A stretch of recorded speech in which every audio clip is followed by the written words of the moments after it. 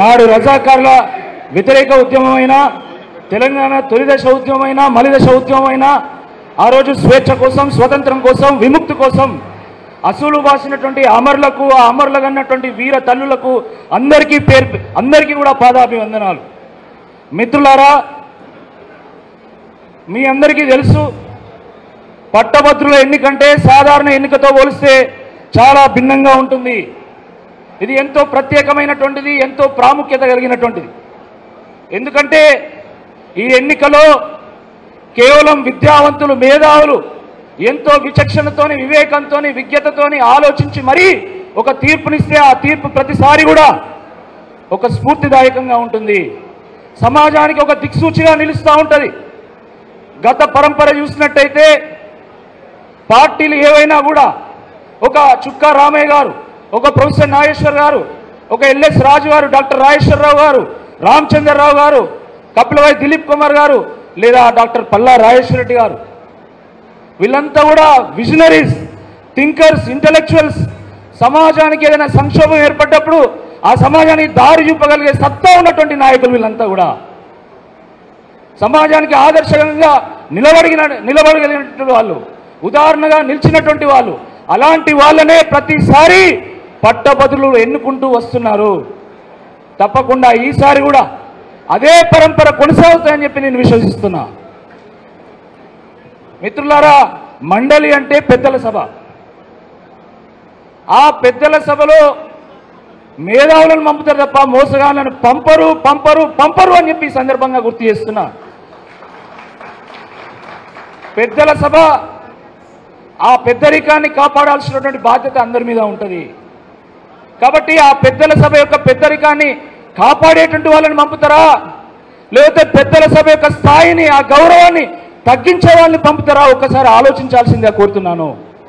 పెద్దల సభకు వెళ్ళి బూతులు మాట్లాడి దాన్ని బూతుల సభగా మారిస్తే ఎట్లుంటుందో ఒక్కసారి అందరూ కూడా ఆలోచించాల్సిందే ఈ సందర్భంగా విజ్ఞప్తి చేస్తున్నాం. మిత్రులారా, ఈ రాష్ట్రంలో ఏ సందర్భంలో కాంగ్రెస్ పార్టీ ప్రభుత్వంలోకి వచ్చిందో మీ అందరికీ కూడా తెలుసు. 6 గ్యారంటీలు, 420 హామీలు ఇస్తే కాంగ్రెస్ పార్టీ ప్రభుత్వం వచ్చింది.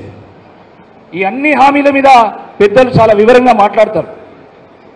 కానీ ఇక్కడ చాలామంది నిరుద్యోగ యువత ఉన్నారు, విద్యావంతులు ఉన్నారు.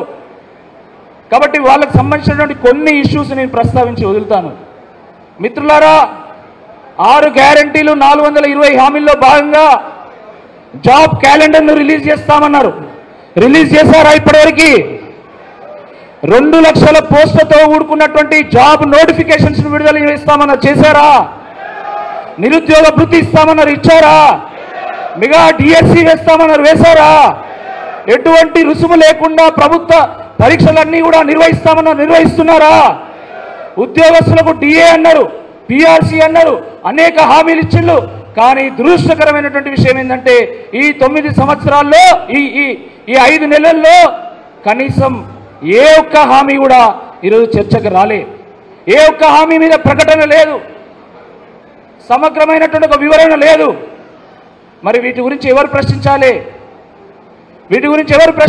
ఈ హామీల మీద కాంగ్రెస్ పార్టీ ఎమ్మెల్సీ అభ్యర్థి ప్రశ్నించగలుగుతాడా? ఒక్కసారి ఆలోచించండి.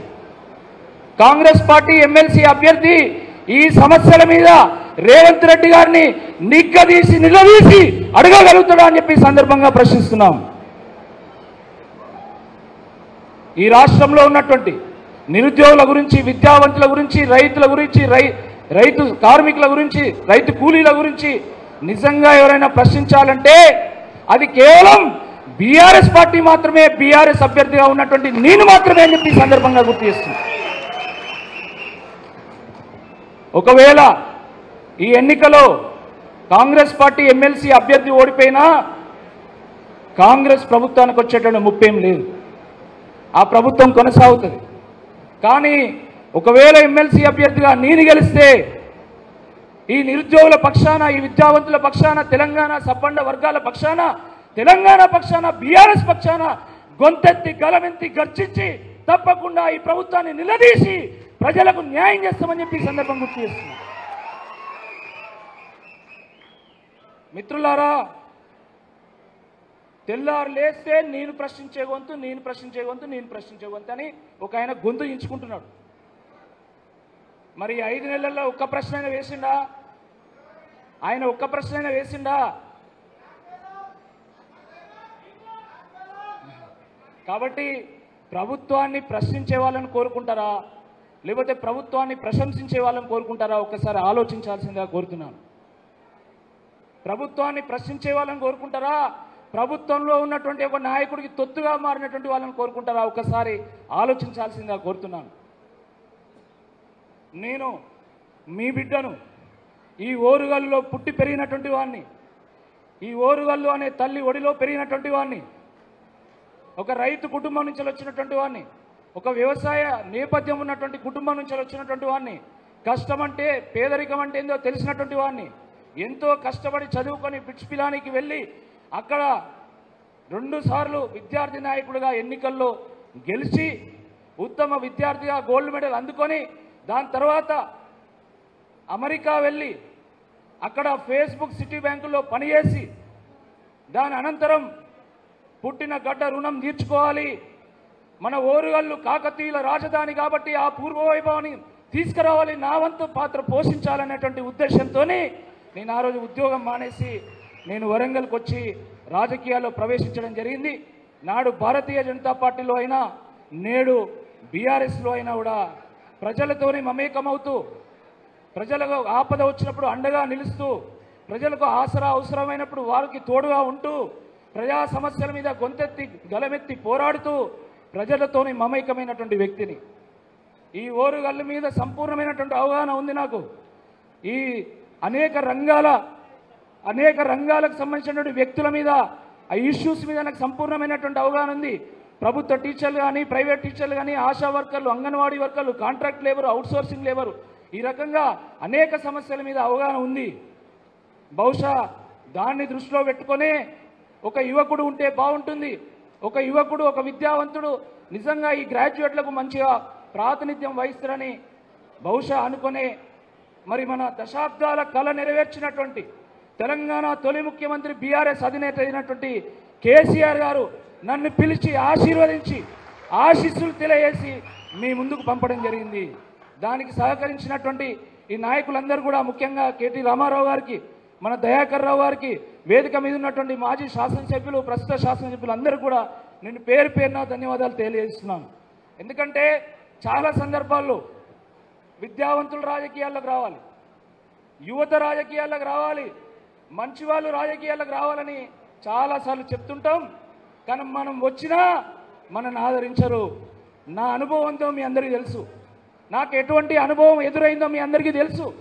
ఇదే వరంగల్లో ఎంత కొట్లాడినో, ఎంత ప్రజలతో మమేకమైనో అది కూడా మీకు తెలుసు.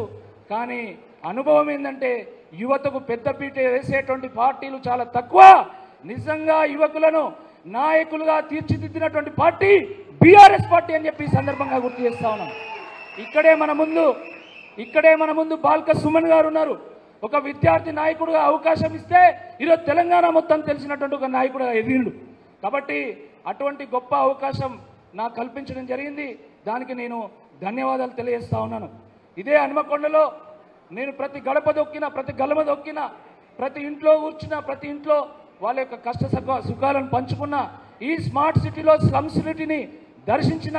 కాబట్టి వారందరికీ కూడా దీన్ని వినియోగించుకొని నేను సేవ చేసేటువంటి అవకాశం ఉంటుంది. కాబట్టి దయచేసి మీరందరూ కూడా ఆలోచించాల్సిందిగా ఈ సందర్భంగా నేను కోరుతున్నాను. మిత్రులారా, ప్రశ్నించే గొంతు అవసరమే. మనం ప్రశ్నించాలి. ప్రశ్నించే తత్వం మన డిఎన్ఏలో ఉంది. మన తెలంగాణలో తిరుగుబాటు, త్యాగము, తెగింపు అనేది అది మన డిఎన్ఏలోనే ఉంటుంది. ప్రశ్నించాలి, కానీ పరిష్కారం చూపేటువంటి గుణం కూడా ఉండాలి. ఇదే వరంగల్లో నిరుద్యోగ సమస్య ఉన్నప్పుడు, దేశవ్యాప్తంగా ఉంది, ఓన్లీ వరంగల్లో తెలంగాణగా దేశవ్యాప్తంగా నిరుద్యోగ సమస్య ఉంది.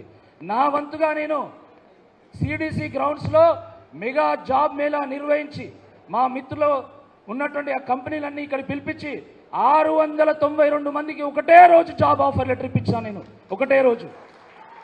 అదే కాదు, నిరుద్యోగ యువత ఈరోజు కోచింగ్ సెంటర్లలో ఫీజులు కట్టలేక ఇబ్బంది పడుతున్నారు. కాబట్టి వాళ్లకు అండగా నిలవాలనేటువంటి ఉద్దేశంతో ఆన్లైన్ లెక్చర్స్తో కూడుకున్నటువంటి ఒక యాప్ను రూపొందిస్తే అది నిరుద్యోగులకు ఇస్తే ఈరోజు వరంగల్లో ఉన్నటువంటి వేలాది మంది విద్యార్థులు నిరుద్యోగ యువత ఆ యాప్ను వాడుతూ ఉన్నారు. అదే కాదు, వరంగల్లో వరదలు వచ్చినప్పుడు చూసిండు మీరు. వరంగల్లో వరదలు వస్తే ఆ రోజు నయీంనగర్ మోరీ దగ్గర గోదావరి కంటే ఉధృతంగా ప్రవహిస్తున్నటువంటి ఆ మోరీని వరద ప్రవాహాన్ని మేము అర్ధరాత్రి తాడు వేసుకొని దాటి అక్కడ నయీంనగర్ దగ్గర ఉన్నటువంటి వందలాది హాస్టల్స్కు వేలాది మంది విద్యార్థులకు గర్ల్స్ అండ్ బాయ్స్కి మేము ఆహారం నీళ్లు కూడా అందించినటువంటి విషయాన్ని ఈ సందర్భంగా గుర్తు చేస్తున్నాను. అదే కాదు, కోవిడ్ సందర్భంగా మా ఇంట్లో మా చిన్న బాబు ఉన్నాడు కాబట్టి 52 రోజుల పాటు నేను ఇంటికి పోకుండా రెడ్ జోన్లలో తిరుగుతూ ప్రజలకు సేవ చేశాను. ఇవన్నీ ఎందుకు చెప్తున్నా అంటే నేను ఓరుగల్లు వాసిని కాబట్టి, నా సర్వీస్ ఉన్నది కాబట్టి, నన్ను మీరు చూశారు కాబట్టి దయచేసి ఇది ఓరుగల్లుకు వచ్చిన ఒక గొప్ప సువర్ణ అవకాశంగా మీరందరూ కూడా భావించాల్సిందే నేను కోరుతున్నాను. ఇది మన వరంగల్కి వచ్చినటువంటి అవకాశం. ఎంతోమంది నాయకులని మన ఓరుగల్లు అందించింది. ఇప్పుడు మళ్ళీ ఒక యువకుడిగా నాకు ఒక అవకాశం వచ్చింది కాబట్టి ఇది మనందరి అవకాశంగా, ఇది ఓరుగల్లుకు వచ్చినటువంటి అవకాశంగా మీరందరూ కూడా దయచేసి ఆ కోణంలో చూసి ఏకపక్షంగా 27వ తారీఖు రోజు గులాబీ జెండాకే ఓటు వేయాలి అని చెప్పి ఈ సందర్భంగా మీ అందరికీ కూడా నేను విజ్ఞప్తి చేస్తున్నా. మిత్రులారా, మొన్న ఒక ఆయన లేచి నన్ను అడిగాడు, ఎమ్మెల్సీగా పోటీ చేస్తున్నావు కదా, నువ్వేమిస్తావని. నేను వారికి ఒక్కటే చెప్పిన, నా జీవితమే వరంగల్కు అంకితం చేశా. ఆ నిరుద్యోగులకు తప్పకుండా న్యాయం జరిగే వరకు పోరాటం చేస్తా. అదే కాదు, రేపు మీరందరూ ఆశీర్వదించి నన్ను మండలికి పంపిస్తే నేను ₹1 కూడా జీతం తీసుకోకుండా మొత్తం గౌరవ వేతనాన్ని అలవెన్స్లు అన్నీ కలిపి మొత్తం నిరుద్యోగ విద్యార్థి సంక్షేమ నిధికి చేర్చి అక్కడ పేద నిరుద్యోగ యువతకు విద్యార్థులకు ఎవరైతే లైబ్రరీలో చదువుకుంటూ కనీసం పుస్తకాలు గైడ్లు కూడా కొనుక్కోలేనటువంటి పరిస్థితుల్లో ఉన్నారో వారందరి కోసం ఆ డబ్బును ఖర్చు పెడతా. నా ఎమ్మెల్సీ ఫండ్ను కూడా గ్రంథాలయాల కోసం, నిరుద్యోగ యువత కోసం, కోచింగ్ సెంటర్లో ఫీజు కట్టలేనటువంటి వాళ్ళ కోసం కూడా ఖర్చు పెడతా. ఈ ఓరుగల్లు అభివృద్ధిలో నేను సైతం పాలు పంచుకుంటా అని చెప్పి తెలియజేస్తూ, ఇంత గొప్ప అవకాశం నాకు కల్పించినటువంటి వేదిక మీద ఉన్నటువంటి పెద్దలందరికీ పేరు పేరున ధన్యవాదాలు. జై తెలంగాణ, జై తెలంగాణ. కేటీఆర్ గారి నాయకత్వం. బ్యాలెట్ పేపర్లో 3వ సంఖ్యలో నా పేరుంటుంది, ఏనుగుల రాకేష్ రెడ్డి అని. దాని పక్కన 1 అనేటువంటి సంఖ్య వేసి మీ మద్దతును తెలపాల్సిందిగా కోరుతూ జై తెలంగాణ.